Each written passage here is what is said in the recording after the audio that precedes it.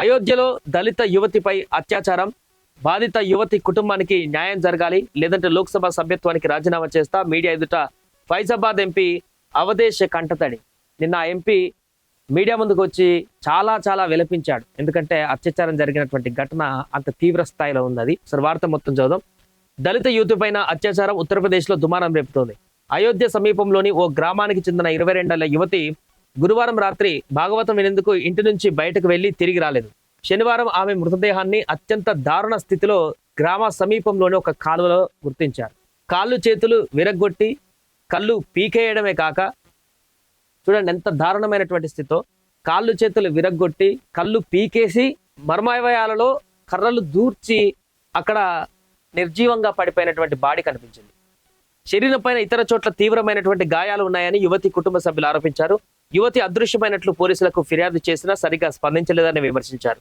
Postmortem నివేదిక కోసం ఎదురు చూస్తున్నామని, అది వచ్చాక నిజాలు తేలుతాయని స్థానిక పోలీసులు తెలిపారు. కాగా అత్యాచార ఘటనపైన మీడియాతో మాట్లాడుతూ ఫైజాబాద్ ఎంపీ అవధేశ్ ప్రసాద్ కన్నీటి పర్యంతమయ్యారు. ఓ మర్యాద రామ, ఓ సీతమ్మ తల్లి, మీరెక్కడున్నారు అంటూ రోధించారు. బాధిత కుటుంబానికి న్యాయం జరగాలని, లేదంటే ఎంపీ పదవికి రాజీనామా చేస్తానని హెచ్చరించారు. లోక్సభలో ఈ విషయాన్ని లేవనెత్తుతానని, ప్రధాని మోదీ దృష్టికి తీసుకువెళ్తానని చెప్పారు. చూడండి, చెప్పుకోవడానికే ఒళ్ళు గగుర్లు పుట్టించేటువంటి వార్తలా కనిపిస్తుంది.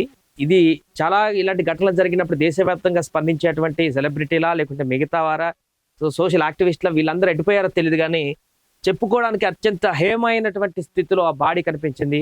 ఆ కాలువలో ఆమె కాళ్ళు చేతులు కళ్ళు పీకేయడమే కాకుండా మర్మంగాలలో కర్రలు కూడా ఉన్నాయంటే అర్థం చేసుకోండి ఎంత నీచ స్థితిలో ఆ దుండగులు, రాక్షసులు ఆ అమ్మాయి పైన అత్యాచారం చేసి చంపేశారో స్పష్టంగా అర్థమవుతుంది.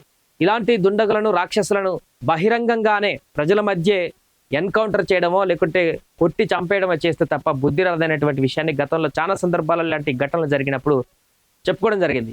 మరలా అలాంటి ఘటన పునరావృతం జరిగింది. కోల్కతాలో వైద్యురాలి ఘటన జరిగింది, దేశం అంతా కదిలింది. మళ్ళీ జరుగుతూనే ఉన్నాయి, కామన్గా ఇదంతా నడుస్తూనే ఉంది. దీనికి ఎక్కడ పులిస్టా పడాలి? ఇలాంటి ఘటనలకు అలాంటి దుండగులు, రాక్షసుల బుద్ధి రావాలంటేనే జంకెలాగా చర్యలు ఏం తీసుకోవాలనేది ప్రభుత్వాలు ఆలోచించాల్సిన అవసరం ఉంది.